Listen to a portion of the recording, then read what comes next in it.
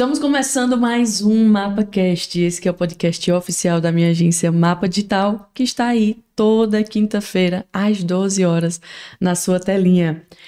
Não posso deixar de pedir a vocês, já aqui no início do episódio, para que você se inscreva no nosso canal. Acredito eu, que enquanto vocês estiverem assistindo esse episódio, tenhamos batido aí já os 10k, mas se não, né, tá faltando 200 inscritos até a gravação desse momento. Se inscrevam no nosso canal, nos ajudem aí a bater essa primeira meta. Na verdade, a segunda, né? A primeira foi 5k e agora a segunda meta 10k e vamos embora. Compartilhem também esse vídeo, mandem para alguém. Vamos falar sobre um assunto muito importante, né, para o corpo de Cristo, que é missões. Então vai ser um episódio bem abençoado. E deixa seu like aí, não se esquece, deixa seu like também. Sem mais delongas, vou apresentar aqui a vocês ele que é natural de Campinas, São Paulo. Ela também é paulista, mas ela foi criada em Minas, ele foi criado ali em Campinas mesmo, casado há 30 anos, pai de três filhos, que é o Rafael, a Priscila e Rebeca. Priscila e Rebeca, estou sabendo que são gêmeas. Beijão para vocês, Deus abençoe. Estão na missão desde 1998. Menino, não vem história aí, viu? Sejam muito bem-vindos ao MapaCast, missionária Cristina e Jefferson. Obrigado. Vamos lá, rapaz, começar falando um pouquinho sobre... Na verdade, vamos saber um pouquinho mais sobre vocês, né? O Jefferson aí, que é de Campinas, ela também que é paulista. Nos contem um pouquinho, brevemente ali, a infância de vocês, o contexto, como conheceram Jesus. Deixem aí pra gente esse relato. Então, eu nasci num lar onde meus pais eram católicos, nominais, né, não eram praticantes, e era um contexto de uma família muito envolvida com alcoolismo, né, muita bebida. Então, até minha adolescência, eu vivi nesse contexto de vendo e experimentando bebida, e isso foi gerando no meu coração um vazio, algo que eu não conseguia preencher. E aos meus 14 para 15 anos, eu conheci um rapaz, crente, né, que estudava comigo na mesma sala de aula, e ele foi me falando de Cristo. E isso foi me trazendo curiosidade. Então eu fui para a igreja católica, né? Fiz minha primeira comunhão, crisma, e eu queria então buscar Deus no contexto em que eu estava sendo criado. Só que eu não me encontrei ali algo que preenchesse o meu coração verdadeiramente. Então eu comecei a conversar mais com esse rapaz, até que eu perguntei para ele num sábado à noite como que eu fazia para crer e aceitar Jesus, né? E chegando em casa, eu dormia na sala, né? A casa era pequena, e ali eu me lembro que em lágrimas eu falei para Deus que eu era um pecador e eu queria conhecer esse Jesus, e ele foi então transformando a minha vida. Foi tirando os meus gostos, foi preenchendo aquele vazio que era preenchido com outras coisas. Então foi assim que eu conheci a Cristo. Deus foi o primeiro cristão na minha família. E depois disso Deus foi tocando na minha vida até o dia em que eu decidi servir a Ele com mais profundidade em missões, né? Que bênção. E Cristina, nos conta um pouquinho do seu contexto. Eu tenho uma história muito longa. Os meus pais eram mineiros e se casaram e tiveram 2 filhos, um casal, e foram embora para São Paulo tentar a vida. E passou um tempo, meu pai adoeceu e minha mãe grávida de mim. Daí meu pai faleceu e minha mãe me teve só, né, lá em São Paulo, com os outros 2 filhos. E ela trabalhava fora para manter a casa. E a minha avó, mãe do meu pai, pedia para ela dar a menina para ela criar. em Minas, né? Até que um dia, um pai da minha mãe, também viúvo, morava no sítio. Ele foi em São Paulo e viu que eu estava sendo cuidado por babá. Hum. Eu chorava muito de fome e estava suja. E meu avô disse para a menina que ela podia ir embora, que ele ia cuidar. Aí, quando a minha mãe chegou do hospital, que ela trabalhava no Hospital das Clínicas, ele disse para ela: eu vou levar essa menina embora. Eu vou levar ela para a comadre Maria criar, porque ela tinha pedido para ele, né? Vê se você traz a menina para mim. Ele tinha dado banho, diziam eles que me deu 2 mamadeiras de tanta fome que eu tava. Meu Deus. E muito magrinha, né? Ele falou: essa menina aqui, ela não vai vingar. Então ele levou, né? Sua mãe trabalhava muito, né? Minha mãe trabalhava e os meninos tinham idade para ficar na creche, eu não. Então eu tinha que ficar com babá. Eu achava que minha mãe tinha me dado. E fui desenvolvendo, meu avô me levou, né? Minha avó me buscou lá no sítio. E ela morava na cidade. E eu tenho, assim, uma vaga memória de que eu devia ter uns 7 anos quando meus avós se converteram. Meu tio começou a namorar uma moça e ela era da presbiteriana. E os pais dela começaram a falar de Cristo para ele. E ele levou o evangelho para dentro da casa dos meus avós. Então a família foi se convertendo e eu fui sendo levada para a igreja. Era pequenininha, né? Ia para a salinha das crianças e tudo. Então fui crescendo nesse ambiente de igreja. Eu dava aula para as crianças na salinha, né? Com os meus 11 anos, mais ou menos, na idade de adolescente. Eu fui cuidando das crianças, ia para uma fazenda. Às vezes eu penso assim, eu já era missionária, eu não sabia que eu ia para a fazenda com um casal de evangelista. Eles tinham um Fusca e ele cuidava da congregação na cidade, onde eu participava. Então ele me levava junto com eles para a fazenda onde ele ia dar os cultos. E eu lembro que eu ficava não era sala, porque era cercado de bambu em volta da igreja, né, da igrejinha, tinha cercadinho assim de bambu e lá eu dava aulinha para as crianças da fazenda. Eu fui crescendo assim. E quando eu tinha 17 para 18 anos, a minha avó que me criou, que eu chamava de mãe, né? Eu sabia que eu tinha minha mãe em São Paulo, mas eu chamava minha avó e meu avô de pai e mãe. Minha avó nunca negou, nunca escondeu, né? E a minha mãe sempre me visitava. Todas as férias ela me visitava, porque o pai dela morava no sítio. Então, para ir no sítio, ela passava pela cidade, pedia às vezes para minha avó deixar ir ficar com ela. E eu fui crescendo aí, nesse período de 17 a 18, minha avó faleceu. E aí eu comecei, então, a andar com as minhas próprias pernas, e quem me levava para a igreja era ela, né? Meus avós. Participava de tudo, de jovens, de coral, de... como que fala? Do grupo de jovens e tudo, né? E aí minha avó faleceu. E eu pensei, agora eu posso fazer o que eu quiser, né? Aí comecei a namorar incrédulo, né? Ela não deixava. Ela quase nem deixava namorar, né? Mas aí tinha as regras. Aí fui morar com a minha mãe em São Paulo. E não ia mais para a igreja. E minha mãe não era crente. Mas ela oferecia. Quando você quiser ir para a igreja, eu te levo. Mas eu aproveitei para não ir mais, né? Só que eu fui me afundando, né? Fui me afundando, as coisas foram ficando ruins para mim. Até que um dia eu cheguei a achar que minha mãe não gostava de mim, que ela tinha me dado, foi isso que eu cresci pensando assim.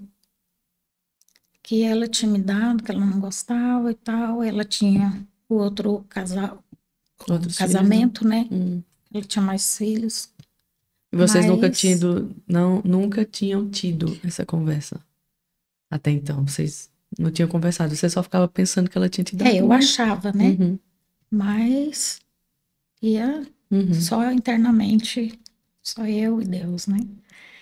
Aí voltei a morar em Minas com minha tia. E essa minha tia orava por mim. Ela sabia que eu não estava mais indo para a igreja, né? Aí eu trabalhava lá em São Paulo. Uma época eu estava trabalhando no Banco Itaú e foi em 90, eu acho, que o Collor entrou e mandou muita gente embora das empresas e eu era uma das recentes. Aí foi mandada embora.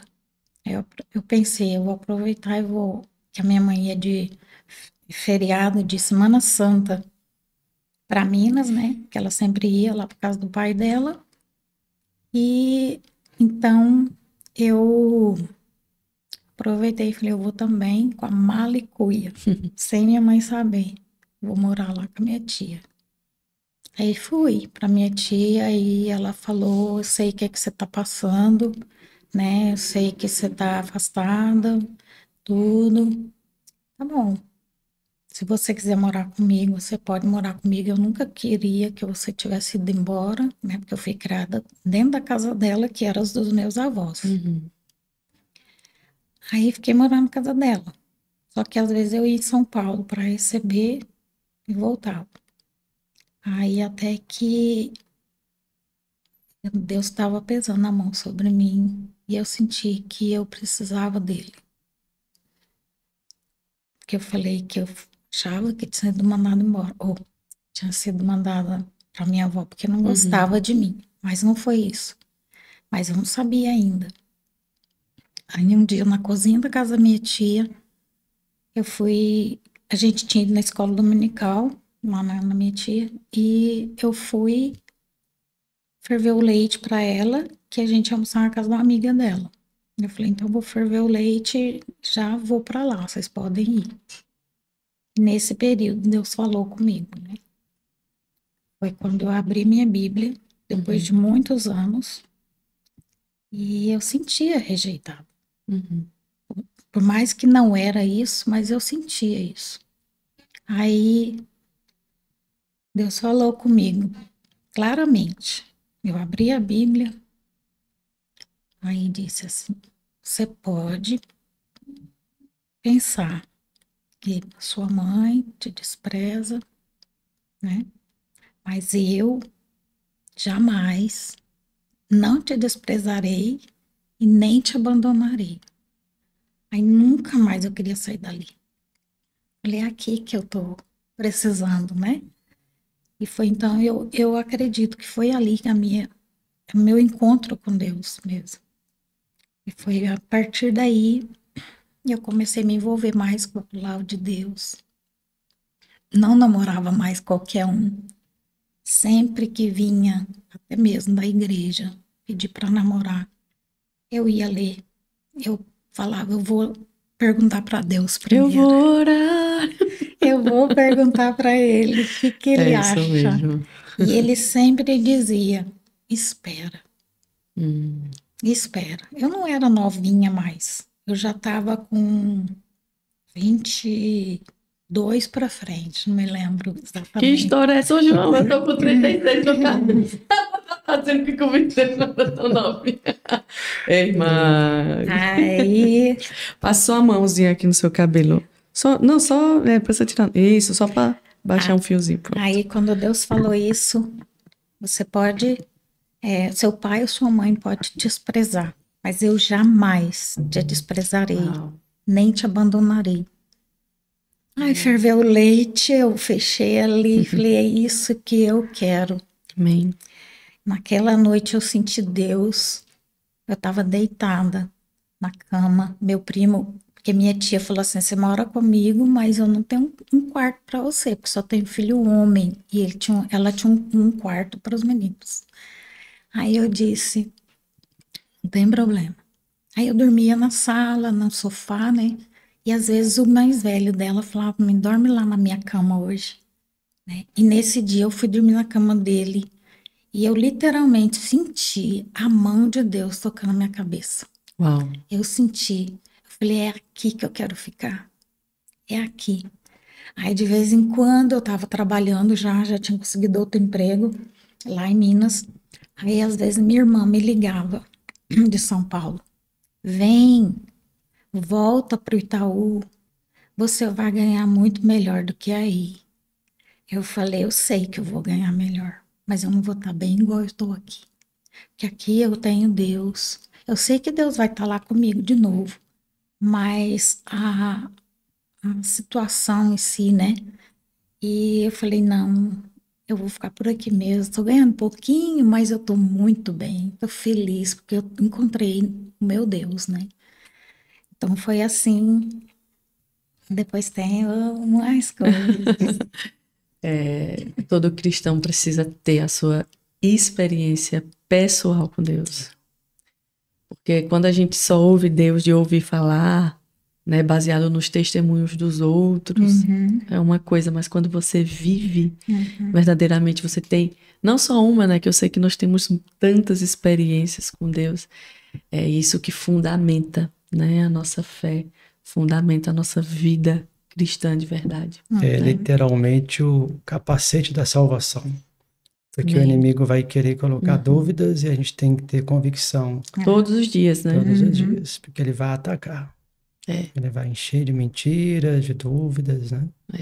Tem dia que a gente mata 2, 3 leões, né? Tem dia que é só um, tem dia que é 10. Tem dia que a gente só consegue jogar uma pedra. E assim vai. E como foi que vocês se conheceram? Eita, Deus não mandou esperar? Não, ele sempre manda. Mandou esperar. Tu tá esperando, não tá? Eu tô esperando. Agora, eu acho que já tá passando do prazo de maldade. Não. O tempo do Senhor é o melhor. Eu creio. Então, sempre... Aí, eu antes namorava incrédulo, né? Aí perde só tempo, né, Cristina? Perde só o tempo. Quase me casei, graças a Deus que eu não casei. Porque senão eu tinha feito uma péssima... né? Escolha. Agora, eu não perdi meu tempo, né? Que ela foi a minha primeira namorada oficial. Né? Quem Então, teve que esperar foi tu, ele já... eu fiquei só... E aí, Cristina? Aí, Cristina, Deus disse, espere aí com paciência no Senhor. Foi. Aí vinha um da igreja, querendo namorar. Bora. Que não é toda a igreja que é uma benção, não. Né? Bora. Aí dava lá, Deus falando de novo. Espera. Me espera. Tá bom? Aí eu fiquei morando com a minha tia. Aí passou uns anos, eu tive o chamado, né? Porque eu já era missionária, mas não sabia, né?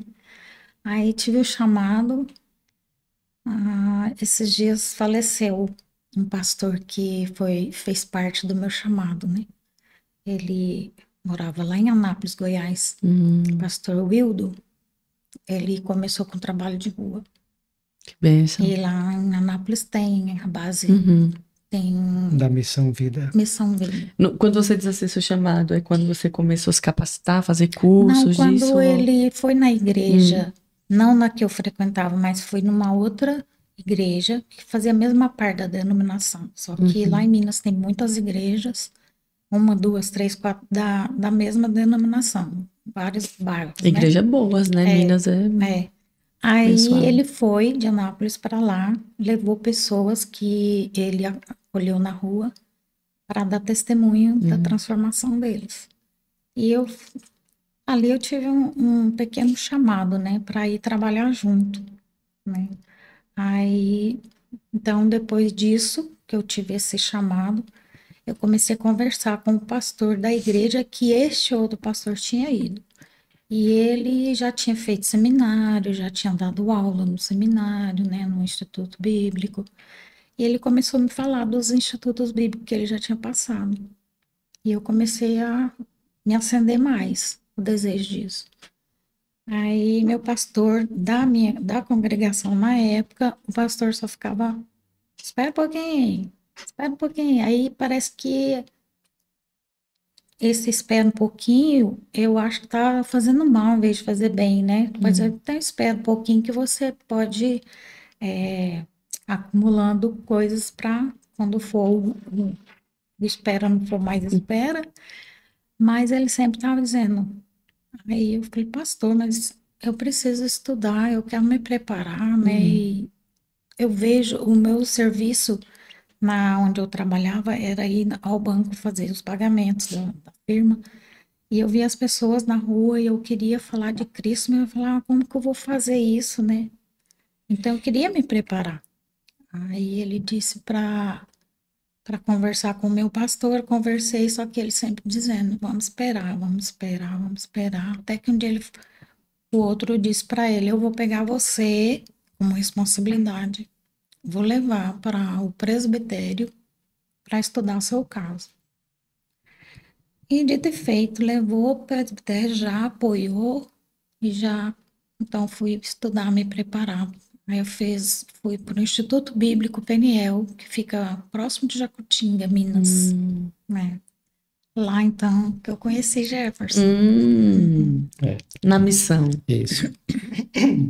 Eu estava na igreja também, já há alguns anos, ajudando como líder de jovens, me envolvendo com evangelismo. Eu senti É interessante que às vezes quando a gente fala de chamado, parece que tem que ser algo muito especial.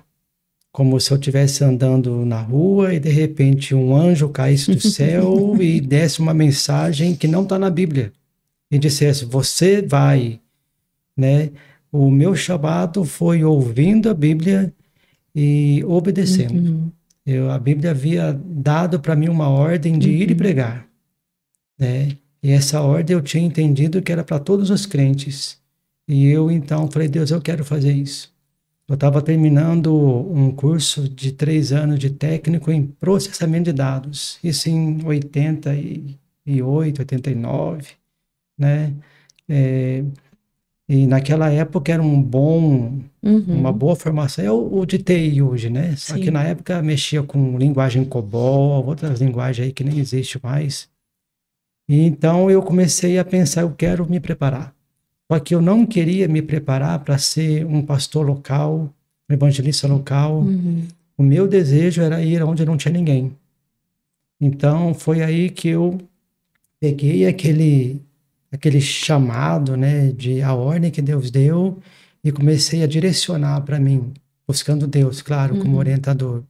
Então Deus me orientou para Peniel também. Em 1992, em janeiro de 92, eu fui para esse instituto, é um internato. Então, é interessante que quando eu fui, eu tinha terminado esse meu curso técnico e era um curso que ainda tinha muitas portas abertas para emprego. E quando eu falei para meus pais que eu ia sair de casa, conversando com eles, né, que eu ia para um instituto bíblico, ia estudar 3 anos ali. Primeira pergunta que meus pais fizeram é, você vai ganhar quanto? Aí eu disse, vou ganhar não, vou ter que pagar um salário mínimo para estudar. Aí a resposta foi, não conte conosco. Né? Eles não tinham luz, né? Eles não sabiam. Aí eu falei, tá bom, eu vou, mesmo assim, aí fui apoiado pela igreja local, que é sempre assim, né? A gente nunca deve fazer nada sozinho, a igreja local apoiou, e fui para Peniel, é um lugar excelente, internato. Tem até hoje. Tem até hoje, né? E é um local onde você tem dormitório masculino, feminino, sala de aula, você acorda ouvindo a palavra de Deus, você almoça ouvindo, você estuda, tem biblioteca e você vai dormir. 24 horas sendo inserido no contexto de Bíblia, de missões. Então eu cheguei em 92 lá e um ano depois chegou a Cristina. E aí, então... Aí deu match. Só Deu que... Não deu, Deu não. porque Eu não creio. quando ela chegou... Olha, não queria não, tá sendo gente. Ele, Quando ela chegou, O quê? aí me falaram, chegou aí uma loirinha aqui. Falei, quero saber nada de loirinha, não. Né? Quero saber de Deus. Só, né? Tá bom, né? Deus sabia. Tá bom, Deus sabendo. Aí Deus Só que tá. naquela época, para você conseguir namorar alguém dentro do instituto, nós tínhamos que levar, depois de um ano que a pessoa conheceu, então, eu só pude oficializar o namoro com ela depois de um ano que ela estava lá. E aí nós tínhamos que levar o nosso caso para a liderança da escola, que ia estudar se aprovava ou não. Aprovando, aí eu tive que escrever uma carta para a tia dela, mandar pelo correio. Não. Essa carta demorava uns 7 a 10 dias para chegar Gente, lá. ela trabalha. E aí então a tia dela tinha que ler aquela carta e responder e enviar outra carta. E essa carta... E assim se passava 2 meses. E essa carta chegava então na escola, ia para a liderança, que analisava de novo, e aí então, numa capela, numa reunião, num culto, eles oficializavam então o namoro. Que era assim, o namoro. Não podia pegar Tudo na mão. bom? Tudo...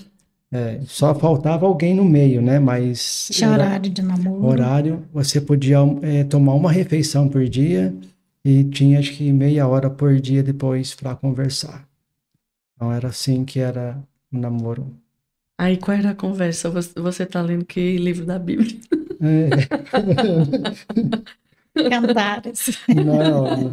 Olha, ela é rapidinha, hein? No começo era... Cantares, mas o quê, Cristina? Não, é ligeira no nem gatilho. toda a água do oceano poderia apagar uma chama. Ai, meu Deus. Aí quer dizer, Jefferson, que depois tu quiser saber da loirinha, do Zé Azul. Então, aí depois eu comecei a me aproximar dela, só que eu não era muito o perfil dela, né? Aparentemente. Baixinho, pequenininho, né? Mas depois Deus tirou as escamas dos olhos dela. E ela viu que nos pequenos frascos também tem um bom perfume. É um Davi. Ai, meu Deus, sempre que fala de histórias de casais, sempre essa resenha, né? É uma resenha. Pois bem, namoraram quanto tempo? Aí casaram? Nós começamos a namorar em 94, né? 93. Finzinho de 93, nos casamos em 95, dezembro de 95. Aí eu terminei primeiro, porque eu estava um ano na frente. Aí eu saí de Peniel, fiz um curso de técnico de enfermagem enquanto ela terminava o curso dela. Aí nos casamos em 30 de dezembro, pela manhã. Menino, já para começar o ano virando tudo, né? Com os fogos e tudo, né? A nossa lua de mel tinha fogos. Olha. E nos casamos 30 de dezembro e em janeiro já tínhamos a continuação do curso, porque eram 3 anos de curso teológico. Depois nós íamos para o Mato Grosso fazer um ano de curso antropológico e sobrevivência na selva, e depois mais um ano de linguístico. Então quer dizer que vocês já tinham consciência que iriam para povos indígenas? Sim. Quem é que tinha essa certeza? Você, ela, os dois? Como foi? Nós dois. E eu digo... Nessas conversas, né? Aí um de um lado do outro aí falava, olha, eu tenho chamado para povos indígenas. Ela também. Peniel é um instituto bíblico da missão Novas Tribos no Brasil. Então é um treinamento já específico para isso, entendi. Quase específico para tribos indígenas, Brasil e fora do Brasil. Que massa. Mas a gente tinha consciência de que se um de nós não tivéssemos essa visão, não daria certo. E não dá certo. Se um não tem a visão errado, propósito diferente. É como casar com o incrédulo. Nossa, que forte isso, hein, João? Tá vendo? Se não tem o mesmo propósito, é o mesmo que casar com o incrédulo. Nós somos eu, no caso, eu fui com um chamado achando que eu ia trabalhar com pessoas de rua. Que era o que eu via lá na cidade, né? Mas aí, com o tempo no curso, você vai vendo as necessidades do campo, né? E não é todo mundo que quer ir para uma aldeia. Uhum. Então, a gente foi vendo as necessidades e tudo, os pensamentos foram batendo.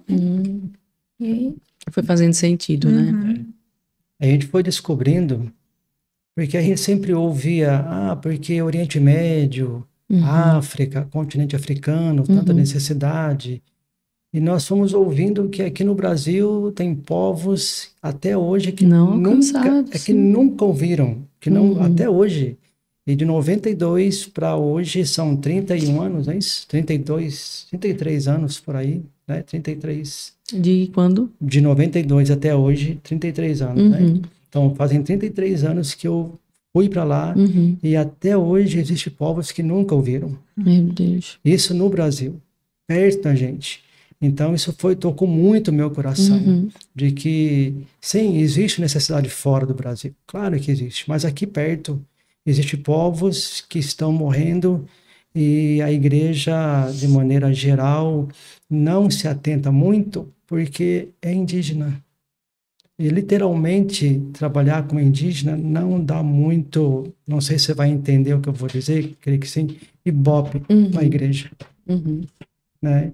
Então, eu já estive em local, participando de uma conferência, onde era mais ou menos assim: temos aqui 2 missionários, tal, esse aqui é o fulano de tal, que trabalha no Oriente Médio, e esse aqui que trabalha com indígenas. Mais ou menos assim, Oriente Médio, indígenas. Né? Então, ainda a igreja tem uma dificuldade com isso, né? De ver que aqui perto tem pessoas que são carentes da graça de Deus, né? E o que mais me motivou nisso é que aonde chegou o pecado, tem que chegar a graça de Deus. Aleluia. E chegou nas tribos indígenas. Amém. Né? Então, eles têm que ouvir. Então, nesse contexto todo, a gente foi alinhando o pensamento, né? O mesmo desejo, e depois o mesmo desejo pelo mesmo povo, e aí Deus foi nos direcionando para o mesmo ambiente, né? Para o mesmo lugar. Por isso, e assim chegamos numa tribo indígena. Então, vocês foram ali para Mato Grosso, você falou? Mato Grosso foi o treinamento missionário. Ali, Mato Grosso do Sul. Ali nós aprendemos a construir casa, fogão a lenha, sobreviver na selva, fazer casa com as coisas que tinha no mato. E aí depois de lá foi 1 ano de treinamento. Depois fomos para um outro curso em Goiás, onde nós fomos capacitados linguisticamente a escrever qualquer tipo de língua foneticamente, a sinalizar o som, né, da língua. E ali, então, a gente fez o curso linguístico, eu fiz o curso de análise linguística, né, para ser linguista, e de cultura também, né. E aí, então, depois nós fomos em fevereiro, abril, mais ou menos de 98, chegamos na Ilha do Bananal para trabalhar com o povo Carajá. Teve algum idioma ou dialeto que vocês precisaram aprender? Qual foi ele? Foi o Inã-Rubé, que é a língua indígena do povo Carajá. Fala aí alguma coisa que vocês diziam para eles. Poderia dizer Jaran Ararubê Krika e Borro Borrolabenanque, Jesuisi Vadei Chokirurura, Jesuisi Iluuri Soema e Botuma Mahando. Entendeu, né? Não, claro que não. Para mim tá falando mistérios. Não, eu estou dizendo, então, vou aqui falar para vocês vão me ouvir, que Jesus morreu por nós na cruz, porque Deus ama todas as pessoas, esse povo todo que está aqui. Mais ou menos isso. E como foi, assim, tantos anos de treinamento, de estudo e tal, para chegar lá, olhar para eles e anunciar o evangelho? E falar essas coisas aí bonitas. Então...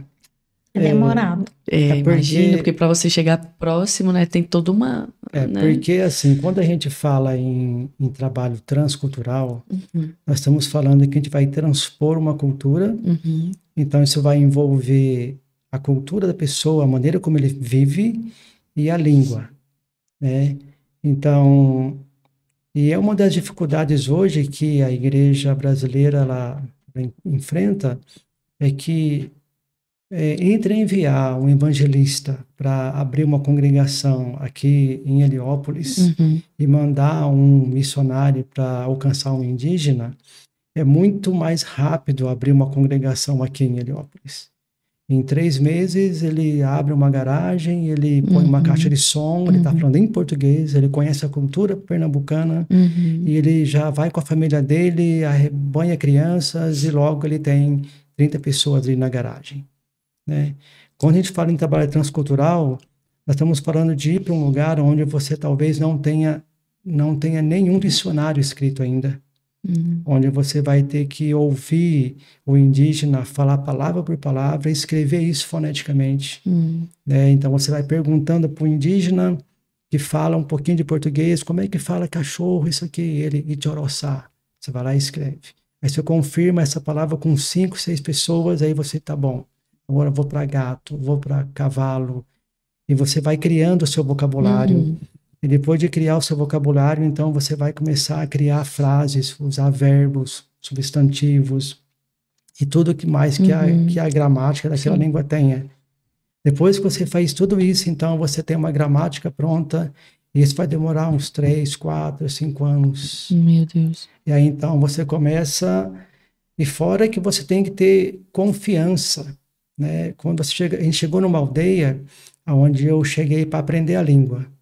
E depois de uns 4 meses, um indígena falou assim para mim, quando é que você vai começar a trabalhar? O indígena não vê o trabalho missionário como trabalho.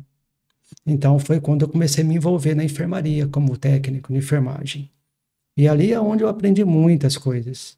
Aprendi as expressões para dor, para doenças, ia na casa dos indígenas, dava injeção, pegava recém-nascido, pequenininho, e ajudava a fazer os primeiros curativos no cordão umbilical, fazia os relatórios para a FUNAI. Nós tínhamos uma parceria com a FUNAI na época, a gente fazia relatórios, enviava para eles. Então, nosso trabalho lá era um trabalho com a anuência ou o conhecimento da FUNAI, né? A gente não entraria num trabalho sem que eles permitissem, né? Então, para você chegar ao ponto de ensinar o indígena, então você vai gastar em média uns 4, 5 anos, 3 anos fazendo uma análise, uns 4 anos para aprender a língua para falar direito. Meu Deus. Então, depois de uns 12 anos ali, você começa a se preparar para traduzir. Por aí. Uma Bíblia, o Novo Testamento hoje vai demorar em média uns 30 anos para ser traduzido. Meu Deus, olha que trabalho. Né? E louvado seja o Senhor, que Ele levanta pessoas como vocês ao redor do mundo, né, do planeta, para fazer esse tipo de trabalho. Agora, é claro que nesse período, a nossa vida entre eles e pela graça de Deus, pessoas vão se convertendo. Né, nesse período. É a bondade de Deus, a misericórdia. Né? Mas não é uma coisa rápida, né? De dizer, você chegou lá depois de quantos anos? Não, demora um pouco. Mas é uma demora que vale a pena. Né? Depois de você ver indígenas que viviam emaranhado com as coisas que eles acreditavam que eram certas, a gente tem sempre que entender isso, né? A verdade de Deus só vai ser verdade para eles quando eles entenderem. Enquanto eles não entendem, a verdade deles é a verdade que eles conhecem. Né? E por isso que é uma troca de cosmovisão. Né? Você vai criando relacionamento com eles ao ponto que eles confiam tanto em você que a história que você vai contar para eles passa a ser verdade para eles também. E tudo isso é relacionamento. Quando eles contam para nós uma história, a nossa atitude vai ser fundamental para quando eles ouvirem a nossa, eles entenderem também. E as histórias deles são diferentes das nossas. Histórias de animais que eram como gente. Nós temos uma história que eu quero só contar rapidamente, que depois de 3 anos que nós estávamos na aldeia, nós saímos, tiramos férias depois de 3 anos morando lá. E aconteceu muitas coisas lá, né? O povo, eles tinham o vício de beber bebida alcoólica, então às vezes chegavam na aldeia, tinha algumas pessoas embriagadas, e às vezes eles ficavam um pouco bravos, né? Quando estavam alcoolizados. E nós não tínhamos ali nenhuma história de gêmeos vivos ali, né? Porque eles não criavam gêmeos. A gente sabia que tinha gêmeos, mas um só estava vivo. Então, nós saímos de férias, foi quando nós soubemos que a mãe dela estava sofrendo de câncer, um tumor na cabeça. E então, nesse contexto todo, ela foi cuidar da mãe em São Paulo. Por essa questão de a mãe não sido criada com a mãe, ela queria recuperar o tempo e tal, e ela adoeceu. Deu uma crise de pânico, tal, lá em São Paulo, pegou o nosso filho mais de 5 anos, mais ou menos, no colo, e saiu para a rua.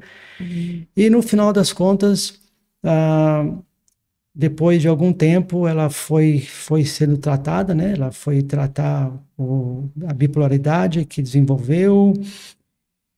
E nesse meio do tratamento, tomando remédios bem fortes, né, de tarja preta, nós descobrimos que ela estava grávida. Meu Deus. Eu estava em Campinas, me preparando para um concílio para pastor, e ela em São Paulo, e ela foi fazer uma tomografia para saber se o problema dela tinha alguma coisa a ver com a mãe, que estava com um tumor. E nisso, pergunta vai, pergunta vem, está atrasado, não está, então vamos fazer aqui um exame para ver se você está grávida. Aí fez o exame e aí descobriu que ela estava grávida, né, e de gêmeos. Meu Deus. E eu estava em Campinas, né, e quando uma das irmãs, né, acho que me ligou, Jefferson, tem aqui uma notícia para te dar. A Cris foi fazer um exame e tal, e fez esse exame e tem uma notícia, ela está grávida. Eu falei, meu Deus, grávida, tomando esse monte de remédio. Era remédio forte, forte, que ela tinha dificuldade de andar sozinha. Era remédio forte que ela tomava. Eu falei, meu Deus, como que a gente vai fazer agora? E tem mais, é gêmeos. Olha, não teve como se alegrar na hora. Foi uma notícia boa, mas do contexto ela ficou meio pesada. E aí, então... ela voltou, a gente foi para Nápoles e passou-se 7 meses e meio, a bolsa estourou, fomos para o hospital. Bem, estou resumindo aqui, né, só para entender o contexto. E aí então nossas filhas nasceram de 7 meses e meio, né, nasceram de manhã, 7 meses e meio, foram direto para a UTI, ficaram 54 dias internadas, morrendo e não morrendo. E aí, à tarde, no dia que nasceram, dia 12 de dezembro, né, nossas filhas nasceram pela manhã, e à tarde nós fomos ligar para as irmãs dela, dizendo, olha, aqui, nossas filhas nasceram, mas estão na UTI e tal. E a Cristina deu o recado, e depois a irmã quis falar comigo, e deu a notícia que a mãe dela tinha morrido naquele dia. No mesmo dia, né, que nossas filhas nasceram. Nossas filhas na UTI, a mãe falecida dela, e eu naquela noite falei, como que eu vou dar essa notícia? Né? E aí não dei. Falei com a enfermeira, e no outro dia o médico chegou, e eu dei a notícia, ela chorou um pouco, mas o foco estava nas meninas, e foi passando, e nossas filhas foi ficando ruim mesmo, ao ponto de os médicos dizerem para nós que não tinha mais nenhuma solução, que tinham feito de tudo que podiam fazer. E um dia eu estava banhando e eu orando a Deus. Falei, Deus, a gente trabalha com um povo que crê que gêmeos é maldição. E nossas filhas estão... eles acreditam nisso. E nossas filhas estão ali no hospital. Se elas morrerem, eles vão crer que é maldição. Meu Deus. Mas elas também estavam tanto tempo na incubadora que o descolamento de retina não tinha como descartar. Uhum. Elas tinham desenvolvido fungos no pulmão. Meu Deus, nunca tinha nem ouvido falar. Tinha pegado a jugular, não tinha onde mais pegar veia. Meu Deus. E eu falei, Deus, mas se elas também ficarem doentes, eles vão acreditar nisso. E naquela noite eu ouvi Deus. E Deus falou para mim o seguinte: eu não preciso de você para provar que eu sou Deus. Foi isso que ele disse. É forte, hein? Eu falei, Deus, então tá bom. Faz Então, tua vontade. daquele dia em diante, Você descansou, né? eu não quis ajudar a Deus. Uhum. Deixa eu ajudar aqui, Deus, porque como é que a gente faz? Não precisa. Deus conhece o coração daquele povo. E foi isso que ele disse para mim. Eu não preciso de você. Hoje Pra provar. semana passada, né? O episódio que vai sair essa semana, a gente conversou com um rapaz também missionário, e uma das coisas que eu até comentei com ele, né? Que se Deus quisesse evangelizar o mundo sozinho, ele evangelizaria, né? Porque Deus é poderoso, ele poderia aparecer em sonhos, ou até pessoalmente, né? Tantos muçulmanos estão contando testemunho de ter conversado com Cristo, de ter visto ele. Mas olha que interessante, ele conta conosco. Né? Ele quer que a gente faça parte da missão, isso é muito lindo. Ele deu para nós um grande privilégio, que é a gente ser representante dele. Anunciar as boas novas. E aí, então, nossas filhas foram melhorando, muita gente orando, resposta de oração, e depois de 54 dias elas saíram da UTI, e depois dela ter saído da UTI, eu acho que 2 meses depois, ou 3 meses, nós estávamos na aldeia já com elas. Uau! E como foi para eles verem gêmeas? Quando nós chegamos na aldeia, a gente estava chegando de voadeira, aquele barco de alumínio, eles estavam num barranco em cima, alguns ficaram meio temerosos, outros se aproximaram, mas resumindo a história, naquela aldeia onde não criava-se gêmeos, hoje eles estão criando 3 pares de gêmeos. Né? Então, eu não vou dizer que foi isso, mas Deus quis usar essa situação né, para revelar para eles que gêmeos também é bênção. Né? Então, a nossa história tem esses emaranhados de dificuldades, claro, né? Mas que Deus foi usando tudo isso para depois revelar a graça dele lá na frente, né? Para um povo, né? Que vivia lá na ilha do Bananal. Tremendo. Quero ouvir agora de Cristina, como foi para ela esse processo aí, né? Então você descobriu que tinha uma síndrome ali de bipolaridade, como foi isso? Primeiro eu tive síndrome do pânico, né? Estava na casa da minha mãe. E hoje você consegue distinguir a situação, o que foi, como desenvolveu isso? Ou não? Eu acredito que tinha muitos traumas. Muita coisa acumulada, né? E floresceu na aldeia e eu não sabia. Eu estava muito cansada, estafada mesmo, trabalho. E a questão dos traumas que eu tinha da infância que floresceu lá na aldeia, a questão de bêbados. Então, foi criado na casa da minha avó e alguns tios meus que bebiam. Então, sempre que tinha um almoço em família, assim, já ficava meio temerosa quando alguém estava bêbado. Porque sabia que ia ter briga, assim, de conversa, discutindo e tudo. Então, aquilo estava lá e eu não sabia. E quando estava na aldeia, que a gente ia para a aldeia, às vezes tinha bêbado, e às vezes eles vinham para cima da gente, né? Sabe que o inimigo está por trás também. Então, eles vinham querendo agredir, né? E não era uma vez só. Então, no meu caso, eu acho que isso cooperou. Aí a gente saiu de férias, ficamos de férias na casa de um colega nosso, que ele disse, pode usar a minha casa, que eu estou de férias, em outro lugar, que foi lá em Minas, que a gente ficou em Jacutinga, perto do Instituto Bíblico. E a gente ficou quase um mês lá, né? Uhum. E eu só queria dormir. Não sabia que eu já estava perigando, né?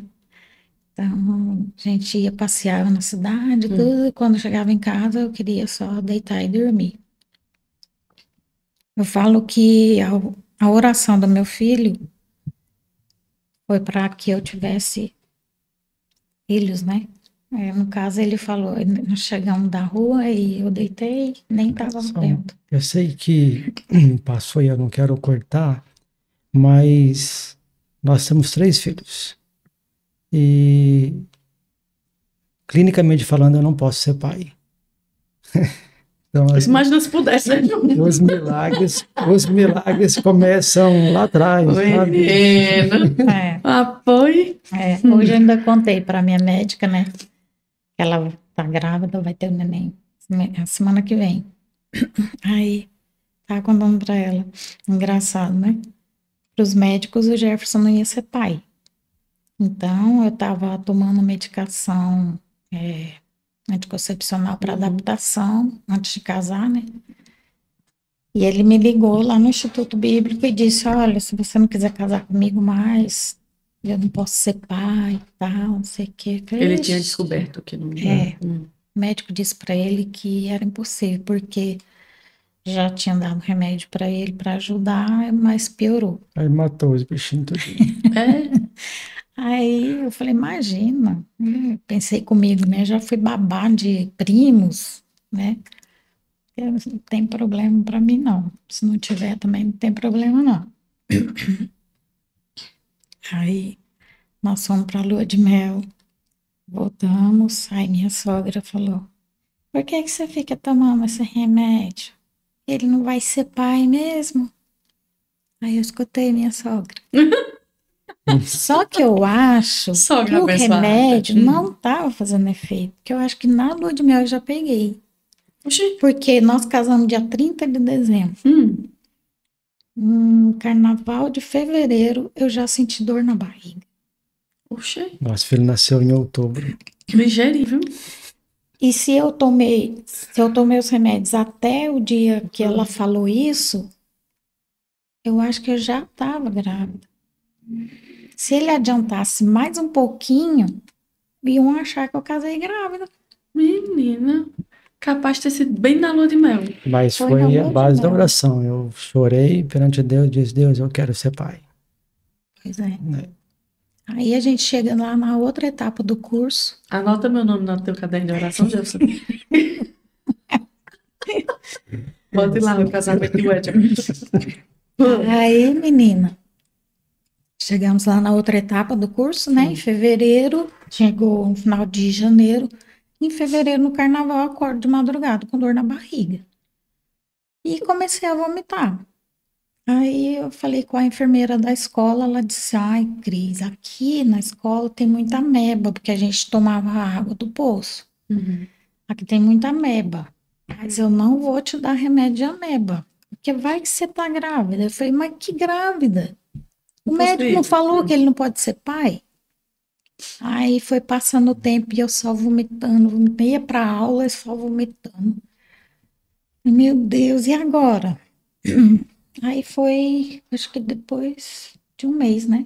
Não, antes de ir para a cidade, lá a gente aprendia, na época, você faz a sua lista de compra. Cada aluno, né, os casais, as solteiras também, faz a lista de compra, dá o seu cartãozinho do banco e o comprador da escola leva tudo para a cidade. Isso é um treinamento. Se tiver dinheiro na conta, ele compra o que você pediu. Se não, volta com cartão. Porque a gente só recebe ofertas, né? Aí os colegas, por que você não pede o exame da farmácia?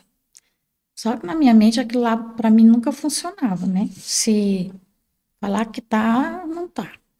Aí eu falei, não, vou comprar isso nada não. Não, compra sim, compra. Aí, tá bom, vamos lá comprar. Aí lá vem o comprador, trouxe, né, a compra. E tinha um aparelhinho, fez o teste positivo. Mas eu não acreditava. E eles todos vibrando, né? Festejando, tudo. Aí até que um dia, porque a gente não podia ir para a cidade. Aí um dia a escola liberou a gente para ir fazer exame de sangue. Vocês vão lá para tirar a dúvida mesmo, né? Aí ele levou todos os exames dele. E a bioquímica olhou e falou: Olha, vocês acreditam em milagre? Lógico, né? Então, é um milagre. Aí me deu, parecia um sabonetinho, assim, branquinho, com coisinha assim, uma cruzinha lá dentro. Um plastiquinho, assim, parece um sabonetinho mesmo. Ela falou: você tá grávida. É um milagre, porque os exames dele, realmente, ele não pode ser pai. O choro dele. E aí foi, né? É forte, gente. E depois dele, do Áquila, Rafael, a gente quase não evitava, né? Já venceu a cota, né? Já não podia, veio um. Então era assim, de vez em quando o preservativo, né? Mas anticoncepcional não usava mais. Se Deus quiser mandar mais, né? Amém. Aí quando a gente estava de férias nessa casa do nosso colega, o Áquila falou pro pai: Pai, eu queria tanto amiguinho, porque ele era muito sozinho na aldeia mesmo. Na cidade, os meninos chantageavam ele para deixar eu brincar. Ele tinha um carro bem grandão de bombeiro, né? Que ele comprou. Se você deixar eu brincar no seu carro, eu brinco com você. Não, pode vir. Os meninos grandes. Então ele era mais só do que. Aí nessas férias ele falou: Pai, eu queria tanto amiguinho. Aí, é mesmo, eu quero assim. Olha. Aí conversa vai, conversa vem. Mas eu vou querer assim, pai. Aí o pai dele falou: Vamos orar logo, né? Porque a oração de criança é poderosa. E aí, realmente, depois de 5 anos, isso foi em janeiro, quando ele orou, e as meninas nasceram em dezembro, prematuras, mas nasceram em dezembro. No mesmo ano. Foi no mesmo ano. E ele falou que queria 5. Eu falei: Então ficou, né? Áquila, papai, mamãe, Priscila e Rebeca. 5. Que coisa linda. Aí eu conto para ele, né? Assim, que ele fala assim: Mãe, tem muita coisa que eu não lembro, não. Muita coisa que eu não lembro, não. Eu falei assim: Então, é resposta de oração sua, de ele querer mais coleguinhas, né? Aí ele dizia que ele queria menino, que eu fiquei sabendo que era 2. Aí ele falou que ele queria uma menina e um menino. Vai ver as 2 meninas, né? Eu falei: você pediu, chegou, sim. Deus mandou. Sim, tá aí. E, Cristina, sim, aí nos fale como foi a questão da sua descoberta, né, em relação à doença emocional que você teve. Sim, aí eu tive a síndrome do pânico. Um dia em São Paulo, eu fui para cuidar da minha mãe e eu queria fazer tudo. E eu já estava cansada, mas eu não sabia, né? Aí eu queria levar ela para fazer a radioterapia. E era 5 da manhã, a gente saía de casa. Eu queria dirigir, mas eu tinha medo de dirigir em São Paulo. Mas quando a gente ia, não tinha o trânsito. E quando eu voltava, o trânsito estava ao contrário. Então dava certinho. A gente chegava em casa, em vez de eu ir dormir, não.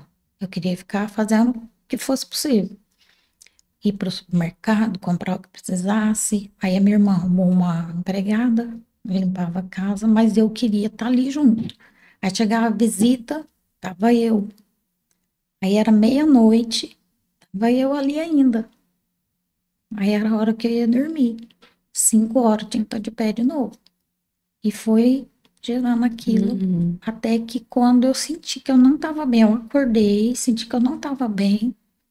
Aí eu falei para minha irmã: Você leva a mãe hoje?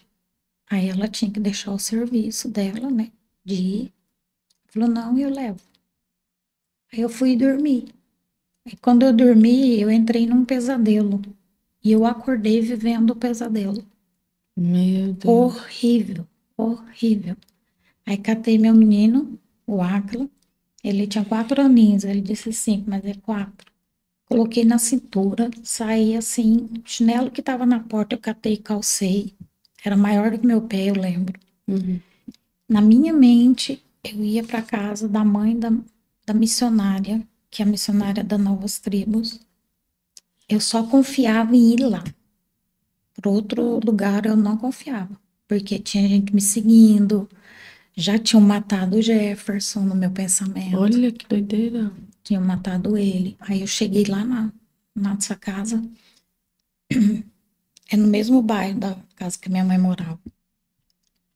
E eu falei pro pai da missionária, eu falei assim, Dona Ruth tá aí? Ele disse, não, ela tá na casa da filha dela, no outro bairro. Aí eu falei, eu preciso entrar. Eu sou amiga da Regianeide, sua filha da missão, eu preciso entrar, preciso ligar na missão. E ele, já bem de idade, eu falei, Deus tocou nele para deixar eu entrar, porque se ele não tivesse deixado eu entrar, para onde eu iria? Eu entrei, aí liguei para a missão, aí eu falei, já mataram o Jefferson, estão me procurando. Aí a missão falou, onde você tá? Aí eu falei, tô na casa da mãe da Janeide. E aí a Janeide trabalhando lá onde eu liguei, que é em Goiás. Uhum. Aí eles falaram, você tá sozinha? Aí eu respondi, né? Tava eu e o Acre. Mas eu escutava os barulhos de helicóptero, São Paulo tem direto. Mas eles estavam me procurando. Quem Aí, tava te procurando na sua cabeça o quê? na cabeça tinha alguém me procurando, Uhum. que ia me matar.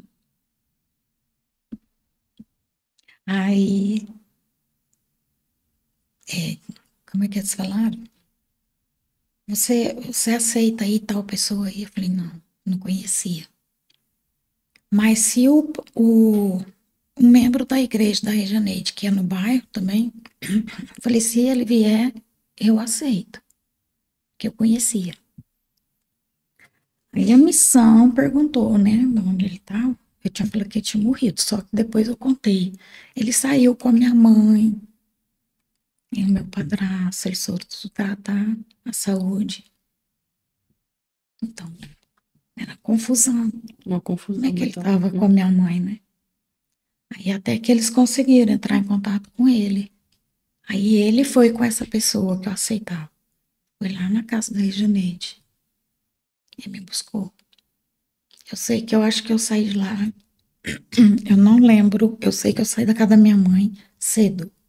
Mas eu não me lembro que horas eu cheguei na casa da minha mãe que ele me pegou. Aí de lá, ele falou: eu vou no banco tirar dinheiro pra gente ir pra Campinas. Eu falei: eu vou com você, não vou ficar aqui não. Porque alguém tava fazendo alguma coisa pra mim. Meu É Deus. horrível. Aí fui com ele. Aí eu vi igreja. Eu quero entrar aqui, né? Quero entrar aqui, tem que entrar aqui. É horrível, horrível. Só quem passa sabe o que é. Ele me levou para casa da mãe dele. Aí eu escutava, no ônibus, eu escutava gente conversando aqui atrás. Era gente que estava combinando lá no outro lugar que eu vou passar, que eu vou fazer alguma coisa. Meu Deus. Aí a missão, então, falou pro Jefferson, a gente vai, quero que você traga ela para Anápolis, Goiás, para ela tratar longe do problema da família dela. Aí foi um casal me buscar no carro dele, foi de Goiás para Campinas. E a gente foi para Campinas, para Anápolis. Eu não me lembro de nada. A única que eu falo para ele, a única coisa que eu lembro é que eu pedi para o missionário colocar o óculos escuro, porque a quem estava assim, tipo aqueles homens de preto, Uhum. ele não vai te ver se você tiver de óculos. Olha que Ele não comia qualquer coisa que me dava, porque estavam fazendo alguma coisa. que doideira. É horrível. Uma viagem de 900 quilômetros de Goiás a Campinas. Bem longe. Até achar a medicação que desse certo, primeiras, as medicações antes, eu babava, vivia com toalhinha, porque babava. E mal falava, né? Falava meio enrolado. Menina. Aí, depois que a gente, ainda eu voltei para Anápolis, foi quando eu fiquei grávida, né? Aí, depois que eu tive as meninas, aí voltamos para a aldeia. Na gravidez das meninas, eu não tomava nenhuma medicação, Uhum. porque produz serotonina. Aí, eu falava para minhas amigas que tinham depressão, falei, com vocês ficar grávida, porque produz serotonina e vocês não precisam tomar remédio, né? Mas aí, quando as meninas estavam com quase 2 aninhos lá na aldeia, aí eu comecei a ter os sintomas do bipolar de novo. Aí eu voltei para Goiás, passei para o médico, aí ele começou a colocar os É uma remédios guerra, né? até ficar bem. Eu tomo remédio desde. As meninas estão com 23 anos, tomo medicação. Fora os quase 2 aninhos delas, né? Parou. Aí daí então, quando ela desenvolveu o bipolar, nós tentamos voltar para a aldeia algumas vezes, não conseguimos ficar porque era um lugar bem mais isolado, não tinha muito acesso a médico. Você pedia um remédio, a cidade mais próxima ficava 4 horas dali, Meu Deus. De né? terra. De terra.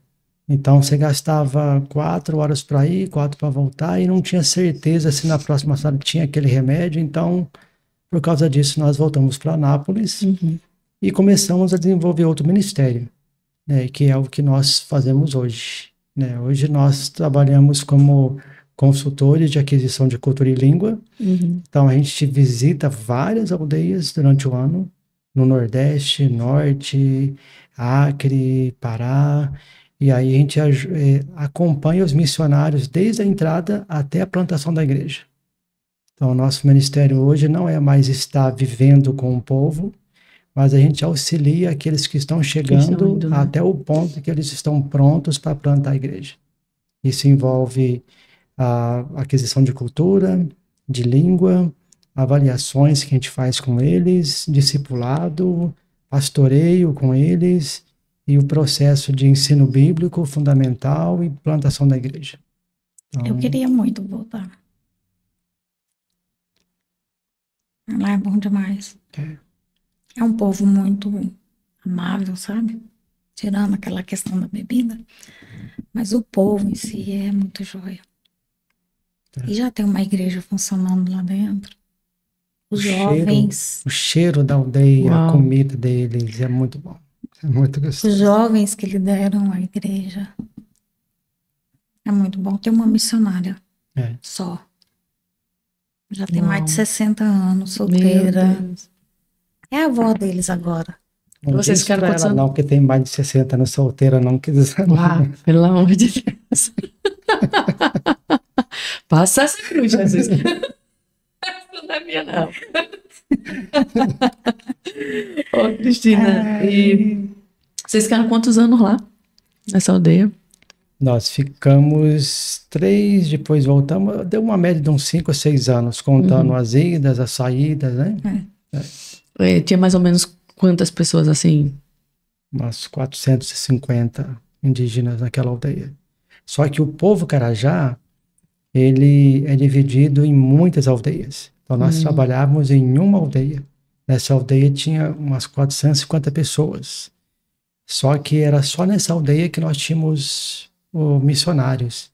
E tinha mais umas 12, 13 aldeias, que é porque a Ilha do Bananal, ela tem vários indígenas morando, que é tanto Javaé como Carajá, que são meio parentesco, né?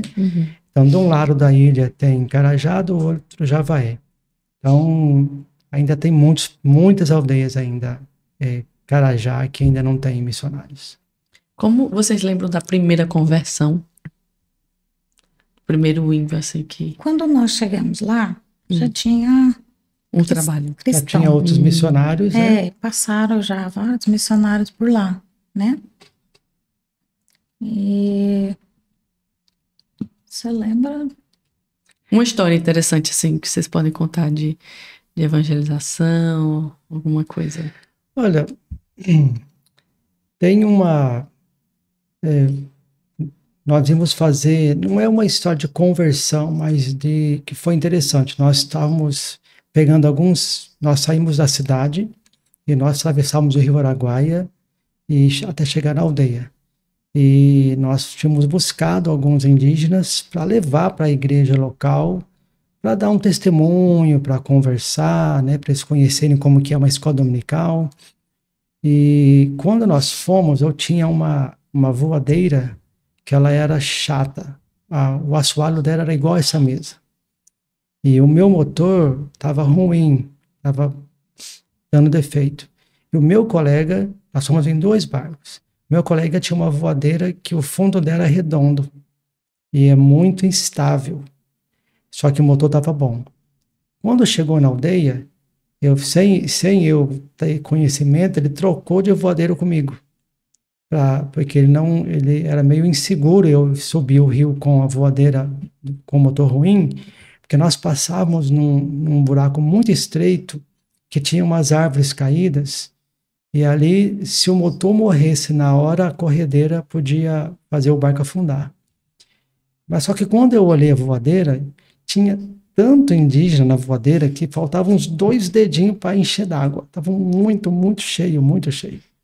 Aí eu, então, peguei o barco dele, o motor estava bom, e falei, Deus, não deixa alagar isso aqui, não deixa. E fomos indo, tá voando. Quando chegou naquele furo, que é o lugar que eu embiquei a voadeira em cima do pau, encheu d'água o barco. Aí eu deixei o barco descer um pouquinho e fui acelerar para jogar para o barranco, né? No barco que eu estava, tinha um senhorzinho de uns 70 e tantos anos, uma mãe com uma criança de uns 4 meses, tinha muita criança, muito jovem. Na hora que eu embiquei para cá, do nada o barco sumiu. Afundou. Oxi. Encheu d'água e afundou. Sumiu. Era fundo o lugar, né? E aí aquela correria, eu nadei para a beirada do barranco, fui ajudando a pegar gente, criança de colo, e o velhinho, o senhorzinho estava com a Bíblia dele num saquinho plástico, né, para não molhar. Ele já estava prevendo, né? A voz da experiência. Aí, bom, resumindo, aí eu muito assustado, apavorado, né? Porque por se alguém morre aqui, eu vou ser culpado. E os indígenas todos subiram, todos rindo da minha cara. Riram. Pegamos outra voadeira e fomos para o culto. Né? Então, eu achei muito interessante que após um evento traumático para mim, mas para eles foi bom, foi um testemunho do livramento de Deus ali, e nós fomos para o culto, e foi um culto muito bom, testemunhar isso, nesse acontecimento, né? É interessante, às vezes a gente ora, e Deus livra a gente de tal coisa, e Deus permite a gente passar, porque Deus tem algo muito maior do que o livramento. Deus tem algo para mostrar para a gente que é maior do que nos livrar do perigo, é nos livrar no perigo. Então é muito bom ter experimentado isso. Em vez Deus, de né? nos livrar da fornalha. Livra na fornalha. É forte. E quando, voltando, né, a questão, a minha mãe, ela não apoiava a gente ir, né? Eu lembro uma vez que a gente estava indo para Campinas, da casa dela, ela no portão dando tchau e chorando e tudo, né? E ela falava assim, para que vocês vão para tão longe? Aqui em São Paulo mesmo, na beira das praias, tá cheio de índio. E quando eu falei, né, que eu achava que ela não gostava de mim, porque ela deu, e Deus me fez viajar bem longe para ir na casa de uma tia minha, que mora na Suíça. E lá Deus fechou como se fosse um quebra-cabeça, a última pecinha. Um dia minha tia falou para mim assim, você sabia que a sua mãe sofreu muito? Ela chorou muito quando você foi embora? Eu falei, não sabia. Aí ela falou assim, Ele era irmão da minha mãe. O pai veio na casa dela e viu a sua situação.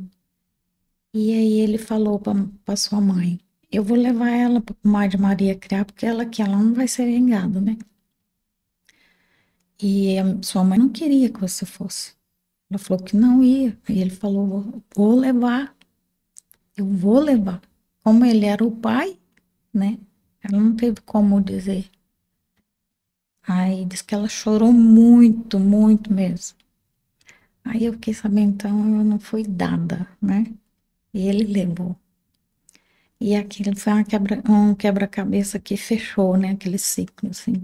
Você conversou com a sua mãe? Tiveram essa oportunidade? Eu tentei falar com ela, mas ela tinha umas mágoas daquela época, né? De Em família, relação ao pai, no caso? no caso do meu pai, né? Do lado do meu pai, ela tinha algumas queixas, mas ela resolveu, né? No período que eu estava na aldeia, tudo foi resolvido com a pessoa que ela tinha mágoa.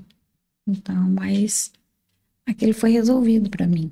Então, parece que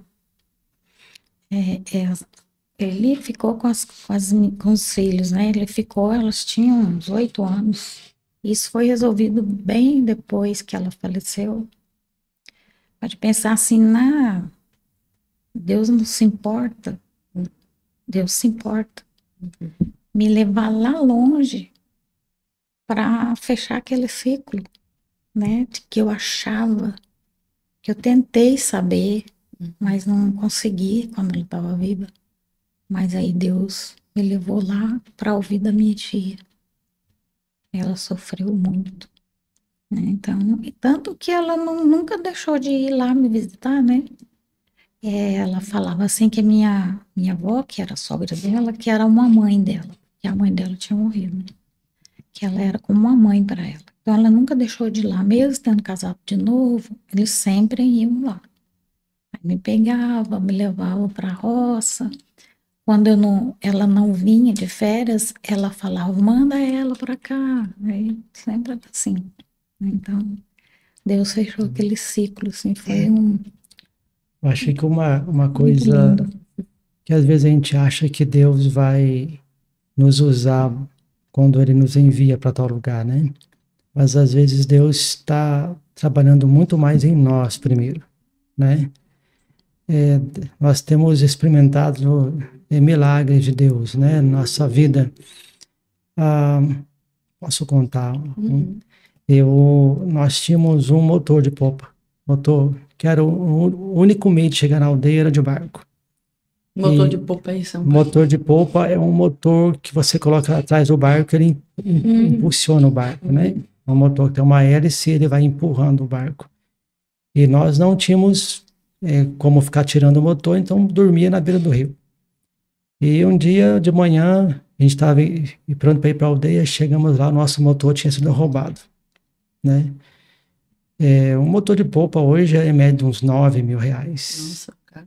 Tudo que é meio náutico é caro, né? Porque o pessoal entende que é mais para turismo, mas era o nosso meio de trabalho. E nunca mais tivemos notícia do nosso motor. E então roubaram o nosso motor. Eu estava triste, muito triste mesmo, né? Porque como é que a gente vai para a aldeia agora, tal?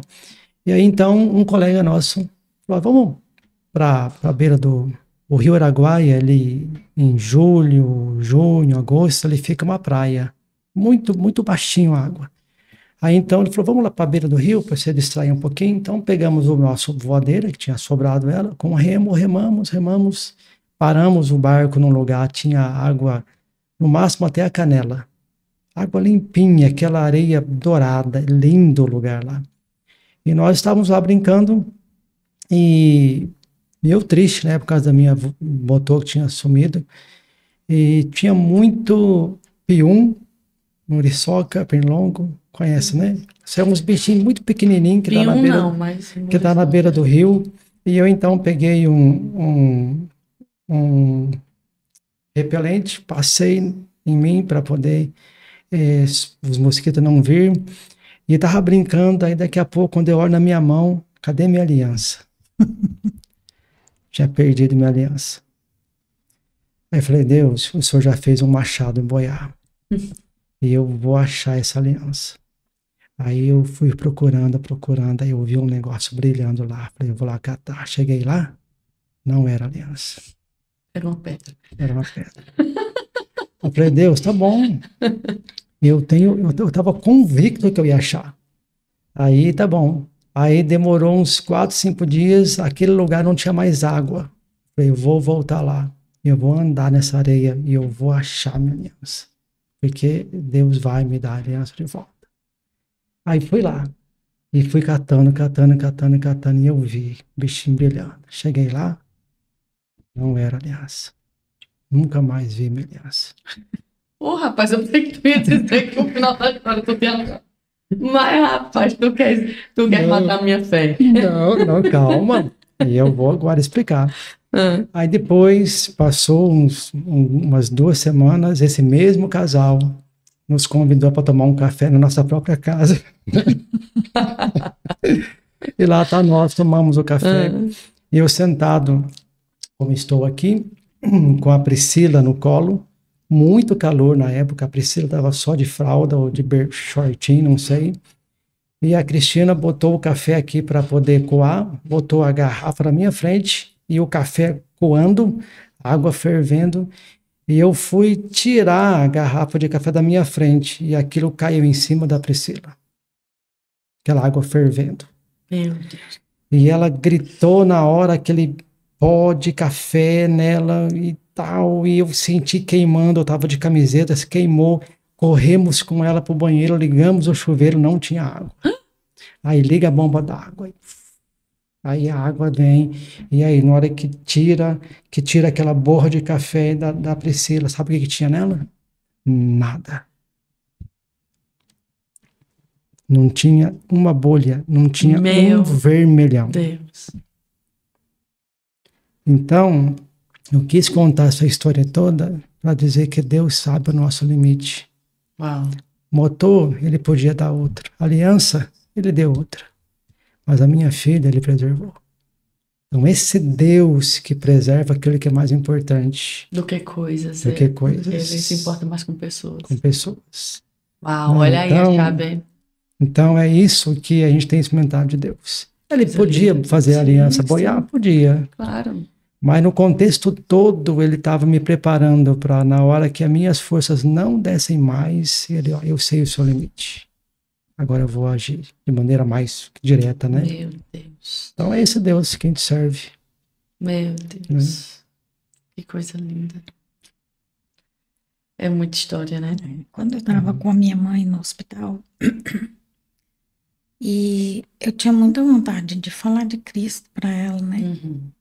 Outros parentes já tinham falado e tudo. E eu fui passar a noite com ela. Aí só que ela não me ouvia. Ela ouvia qualquer conversa. Aí tá bom.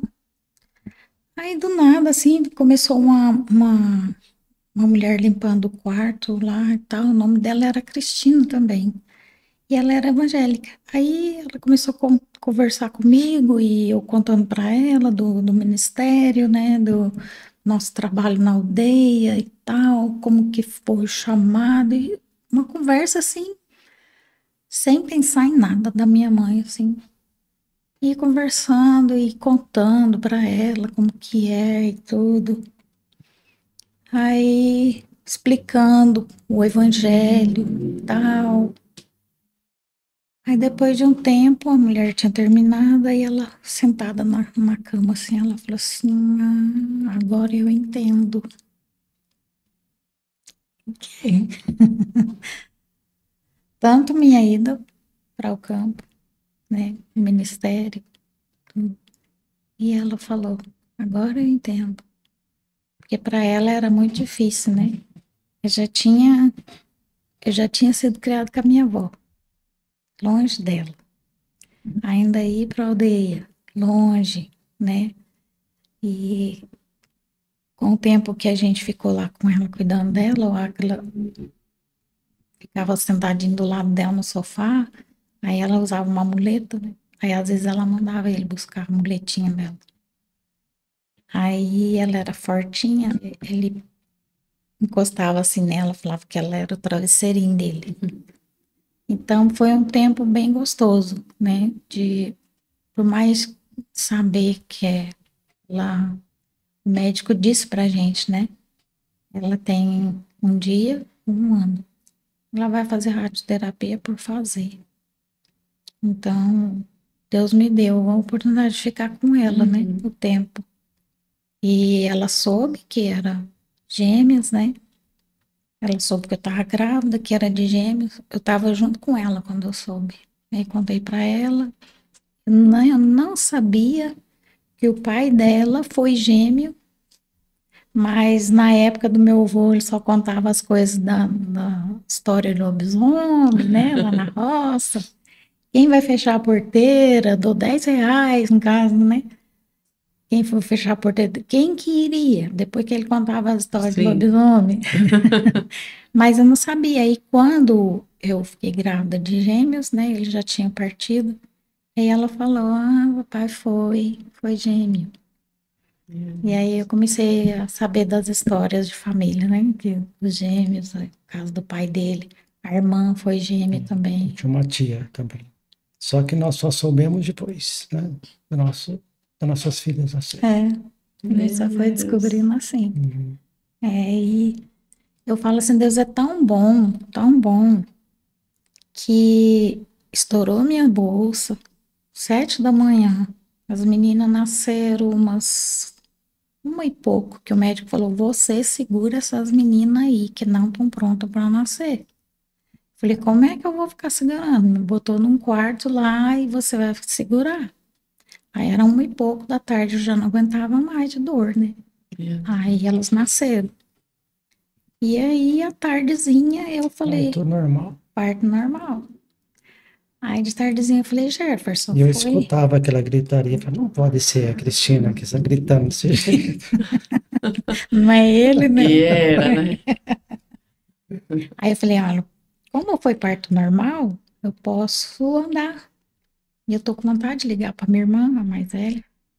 Foi quando eu fui no orelhão dentro do hospital, aí liguei para ela, e o filho dela ia casar no sábado, isso era na quarta. Aí ela conversando, tudo, disse que estava indo para Minas, porque ele ia casar lá. E aí ela pediu para falar com ele. Aí ela contou para ele que minha mãe tinha falecido. Eu falo, Deus é tão bom que tirou as meninas primeiro. Por mais que era de 7 meses e meio, né? Para que eu não sofresse tanto com as meninas dentro da barriga ainda, né? E passasse, né? Essa Essa dor. Meu Deus. Ô Jefferson, o que foi que tu trouxe anotado aí? Alguma coisa especial? Alguns dados, talvez fosse interessante, né? Como nós trabalhamos com povos indígenas. Hoje no Brasil nós temos mais de 180 línguas indígenas. Nossa, né? muita coisa, né? Então, quando a gente aprende na escola, a gente fala, não, porque o índio fala Tupi-Guarani, mora em Oca, Deus é Tupã. Não, são mais de 250 povos diferentes no Brasil. Né? Quase 1 milhão de indígenas. Nossa, muita gente. Né? E com mais de 180 línguas diferentes. E dessas 180 línguas diferentes, apenas 7 Bíblias completas. Agora, é meio quase ilógico, né? Como que existe 180 línguas diferentes e apenas 7 Bíblias traduzidas, né? Justamente pelo fato da igreja ainda não reconhecer que é uma necessidade, né? Real, né? Infelizmente, ainda talvez paira no pensamento da igreja de que Deus é pai, não é padrasto, no final ele vai anistiar todo mundo, vai perdoar todo mundo, e não entendem que sem fé é impossível agradar, e que a fé vem pelo ouvir, E sem ouvir o evangelho, não tem como produzir fé, né? Então, eles precisam ouvir. Então, para nós é um grande desafio, né? O povo indígena é um povo inteligente, amável, só que está sendo esquecido pela igreja, de modo geral, né? Não estou dizendo, sim, tem muitos povos sendo alcançados, mas no Brasil ainda existe 99 povos que a gente chama de não engajados. O que é um povo não engajado? É um povo que a igreja nem sequer pensa em alcançar, nem ora por eles. Então, hoje no Brasil, desses 250, 99 nunca ouviram. Não tem João 3,16, não tem Salmo, não tem Gênesis, não tem nada. Não comemora Natal, não tem Páscoa, não tem nada, né? Então, é um grande desafio ainda para a igreja brasileira, para nós que trabalhamos diretamente com indígenas, que eu conheço muitos povos, tem aldeias que eu vou, que a gente gasta de Santarém ou de Manaus para a aldeia 2 horas de aviãozinho, teco-teco, só no meio do mato, assim, atravessando o Amazonas. Aí chega lá, tem uma aldeia pequena, né? Isso é a aldeia que nós conhecemos. Fora dali tem aldeias mais longe que ainda não tem missionários, né? Mas eu creio que Deus ainda vai despertar mais a igreja brasileira para isso, né? Amém. Então são só informações gerais, né? Para a gente entender que ainda tem pessoas próximas de nós, mas distante ainda da palavra de Deus, né? Meu Deus, como o Brasil é grande, né? Em território é o 5º maior país do planeta, né? Meu Deus, muitas pessoas ainda que precisam ouvir o evangelho, de fato. Como vocês disseram já aqui, às vezes a missão está muito focada para o fora, né? É a África, né? É a Europa, enfim. Mas quão necessário ainda, né, se faz alcançar nossa nação e os povos indígenas, como você fala, é muitíssimo pouco falado. No Nordeste, aqui no Nordeste, tem 25 povos ainda sem nenhum missionário, aqui no Nordeste. Meu Deus. E a gente tem bem próximo aqui, né, Águas Belas, por exemplo, Funiô, né? Dá 100. 100 missionários lá. Meu Deus. Dado alarmante. Né? Um desafio. O que é que você acha que está acontecendo nesse contexto hoje em dia? São poucas pessoas querendo viver a missão? O que é que tu... E realmente a Bíblia fala, né, que é muito trabalho para pouco trabalhador, né? É bem isso, né? Mas eu acho que as pessoas hoje, a minha leitura, né? Elas perderam a consciência de que Deus é santo. Eu acho que é isso. Então, vive-se um evangelho sem cruz, sem sacrifício. Os cultos passam a ser um show, o culto é para me agradar, as músicas é para me agradar, é conforto. E quando você exige um pouco da pessoa a santidade, ele espirra, ele vai para outra igreja. É assim mesmo. E aí, então, se eu não creio que o Deus que eu sirvo é santo, então eu também não creio que ele vai punir ninguém. Então acaba sendo uma consequência, né? Aí a gente acaba criando o nosso próprio Deus, um Deus, e aí vira idolatria dentro da igreja, porque eu criei um Deus que não é o Deus verdadeiro. É um Deus que não, Deus sabe, né, minha luta, ele sabia Deus que entende. Eu não, entende, né, no final dá certo. Aí passa, eu uso essa linguagem, a gente passa o dia, a semana inteira no lixão, comendo lixo, na internet, na TV, e acha que domingo eu posso chegar lá com toda a carniça do meu pecado, levantar a mão e Deus vai adorar. Não, Deus não vai aceitar. É forte, viu? Né? Então, acho que o fato de... Sendo que o sacrifício hoje somos nós, né? Então, as pessoas deixaram de entender que o culto é oferecer e não receber. Né? Oferecer. Eu vou oferecer a Deus a minha vida. Eu vou oferecer a Ele um cântico. Eu vou oferecer a Ele... E as pessoas vão para receber. Então, acho que esse contexto todo esfria a igreja para missões. O Porque culto é oferecer, não é receber. é oferecer. Esse é o princípio. É o princípio. Porque quando você vai com o princípio de dar, né? Por isso que a Bíblia diz que é melhor dar do que receber, né? Esse princípio de dar é natural. Até, de certa forma, receber, porque Deus é bom. E é como ele fala, né? Se vocês que são maus, vocês dão, né? Imagine eu. Meu Deus, Jefferson, muito forte, né? Precisamos voltar a essa doutrina, né? Voltar a amar. Antes de vir para cá gravar esse episódio, eu estava meditando e ouvindo sobre o quão simples é o evangelho, mas ao mesmo tempo é muito profundo, né? A mensagem é simples, mas o fundamento é profundo, né? E nós precisamos, às vezes a gente está buscando algo novo, quando na verdade a revelação já está diante de nós, né? Completa, e nós só precisamos caminhar debaixo das verdades já reveladas a nós, né? E eu creio nesse movimento de santificação da igreja, nesse movimento de voltar à primeira essência, né? Eu acho bem interessante aquela passagem de Apocalipse. Eu acredito que foi a igreja de Éfeso, onde Deus fala que eles eram quase perfeitos, né? Eu vejo o quão vocês são bons na palavra, vocês não comem qualquer coisa do que dizem, vocês vão lá para as escrituras e tal, vocês trabalham, vocês isso, aquilo, outro. Mas eu tenho algo contra vocês. Vocês abandonaram o primeiro amor. E talvez estejamos vivendo nesse contexto, né? São muitas luzes, são muitos palcos, fumaça dentro da igreja e tudo mais. Não estou dizendo que isso seja certo ou errado, enfim. Mas nos falta mais presença.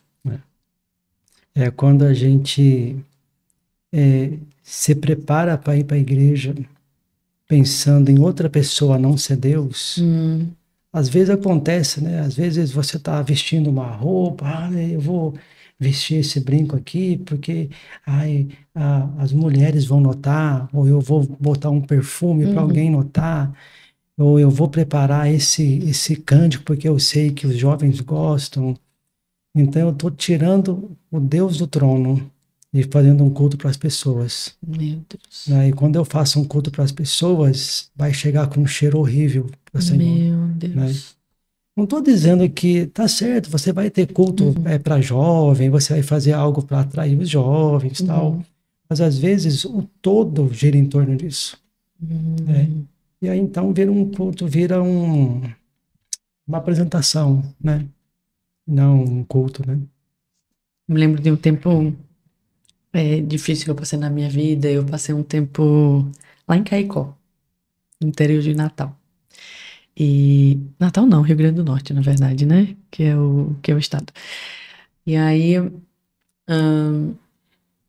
eu me lembro de uma amiga que conheci lá, adoradora, uma bênção demais. Ela me disse uma frase que eu nunca esqueci na vida. Ela disse assim: quando nós devemos adorar o Senhor no nosso quarto, no nosso dia, isso é adoração.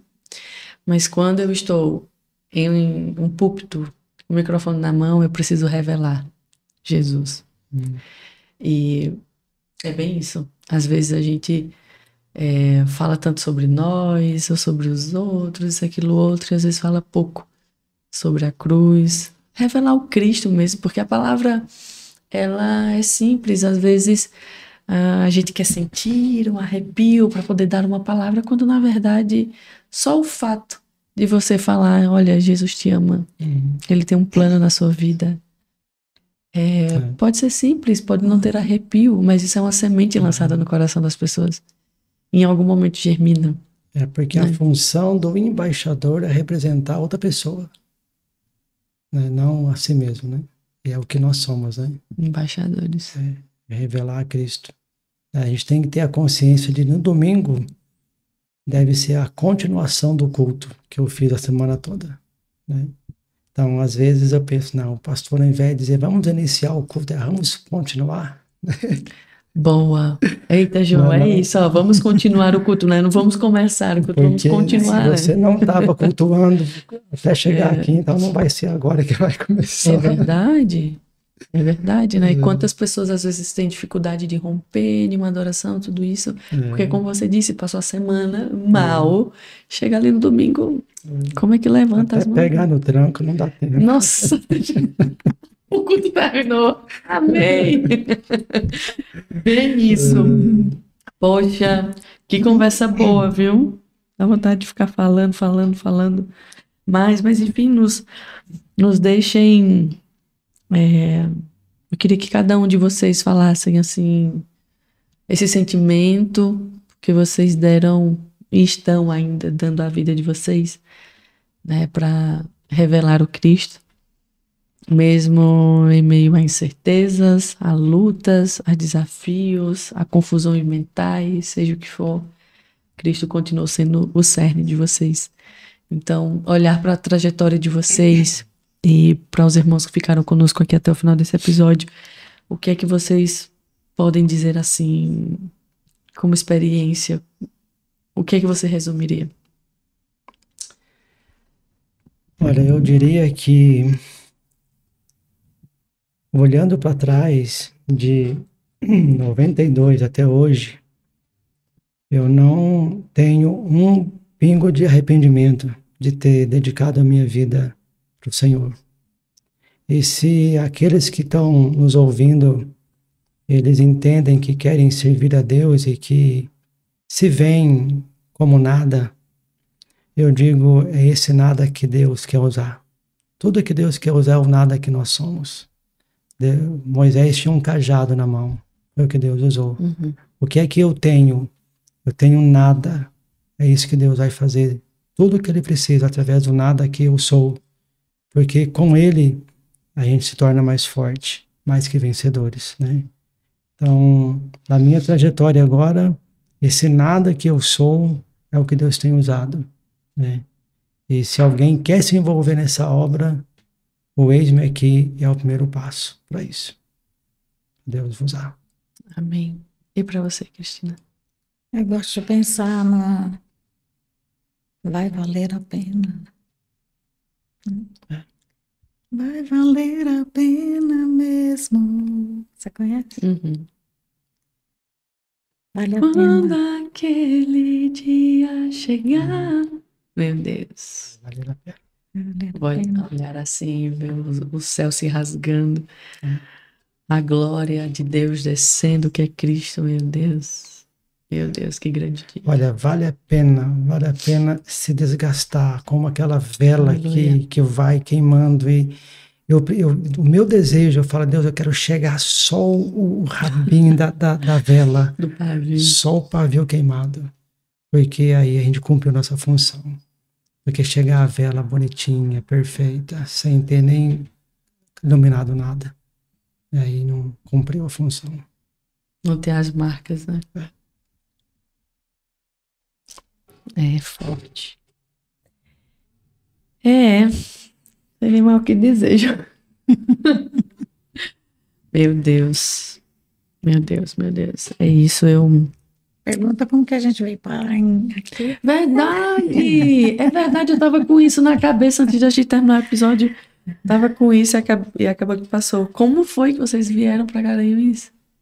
Né? Falaram que Mato Grosso, Campinas, nem sabia que Garanhuns existiam, né? Não sabia, não. Nem sabia que tava no mapa, mas nos conte essa história final. Então, a gente saímos da aldeia porque não tinha médico da área lá para meu tratamento. Eu tinha que dar todo mês no médico, né? Porque os remédios também compram só com receita. E era tudo muito longe lá, então fomos, a missão aconselhou então a gente passar a morar em Anápolis, Goiás. Tem a base da missão. E aí o Jefferson então mudou, agora no caso ele é consultor, né? Que ele falou. Aí a gente estava trabalhando lá e ele viajando para as aldeias para fazer a consultoria. E o conselho, então, disse para ele que seria interessante, né? Vir para o Nordeste. O que que ele achava? Ele chegou em casa para a gente conversar sobre isso. Os meninos falam assim: meu pai falou, senta aí que nós vamos ter uma reunião. Aí, então a gente começou a orar, né? Se Deus estava com esse projeto também para cá. E a gente, então, oramos e decidimos vir. E aí ele começou a pesquisar a cidade no Nordeste, qual que a gente poderia ficar, que ficaria próximo de escola, de médico, né? E que dava para fazer o trabalho mais próximo, assim, para de lá para cá é mais longe, né? De Anápolis para o É que eu Nordeste. dou assistência a 9 tribos aqui no Nordeste. Então tinha que ser uma cidade um pouco estratégica para ir e vir, né, das aldeias. Só que chegando aqui tem mais aldeias, né? Não ficou só aqui na Redondeza. Ele tem mais aldeias agora que ele vai mais distante também. Sendo aqui, eu consigo estar junto com ele, né? E a gente vai de carro. Já cheguei aí com ele para Minas, divisa com Bahia, que a gente tem que ir de avião, depois pega um ônibus, passa a noite todinha viajando. É longe, a Bahia é muito grande, meu longe. Deus. Então, a gente optou por estar em Garanhuns, por fazer frio, e ele gostar de frio. Gente, mas como tu achou Garanhuns? A gente foi pesquisando as cidades. A gente pesquisou primeiro Arco Verde e depois nós sabíamos que tinha um colega nosso aqui que eu conheci, o nome dele é Guilherme Moraes. Ele é odontólogo aqui, ele tem uma clínica de odontologia. E eu conheci ele quando ele tinha 4 ou 5 anos, quando os pais estudou em Peniel. E aí eu fiquei sabendo que ele estava morando aqui e tal, era dentista, então a gente fez o link e vim conhecer Garanhuns. Né? Isso foi em dezembro de 2016. E em 2017 a gente veio para morar. Né? Então a gente está aqui há quase 9 anos. Gostaram da terrinha, não foi? Sim, ninguém dos nossos filhos queria vir. Porque nossas filhas tinham acabado de completar 15 anos. Já vai mudar de novo. Agora que a gente está começando a ter amizade, vai para um lugar que a gente não conhece e tal. O meu filho não queria vir. Aí no final veio todo mundo meio emburrado, né? Porque não queria vir mesmo. Mas chegando aqui, meu filho, Deus preparou uma esposa para ele, que é aqui da igreja mesmo, da cidade. O nome dela é Vitória. A gente brinca para ele, agora é só a Vitória. Vitória. Então ele se casou com essa moça e então nossa família agora está bem adaptada aqui. Né? Tô vendo, 9 anos já se passaram, né? As meninas, elas terminaram o ensino médio, aí elas fizeram 1 ano no Instituto Palavra da Vida, perto de Recife. Projeto Marcos. Projeto Marcos. Aí lá, Priscila, as duas, todos os alunos fazem estágio em uma igreja, né? E Priscila fazia na igreja de Lagoa de Itaenga. E lá, então, o moço conheceu ela. Não foi ela que conheceu ele, não. Ela ia fazer estágio lá e então ele via ela, né? Depois que ela terminou o Projeto Marcos, aí a gente tava de férias em Minas. Aí ele ligou pro Jefferson, posso namorar com Priscila? Aí eles namoram até hoje. Aí ele foi embora do país. E aí eles estão orando para casar, né? Eita, que a missão... Tá os encontros na missão, né, irmão? Meu Deus. Pois bem, já estão há 9 anos, aí você tá bem ativo hoje, né? Sim. Jefferson, aí nas aldeias aqui da região. Normalmente é difícil um mês que eu passo 30 dias em casa, bem difícil.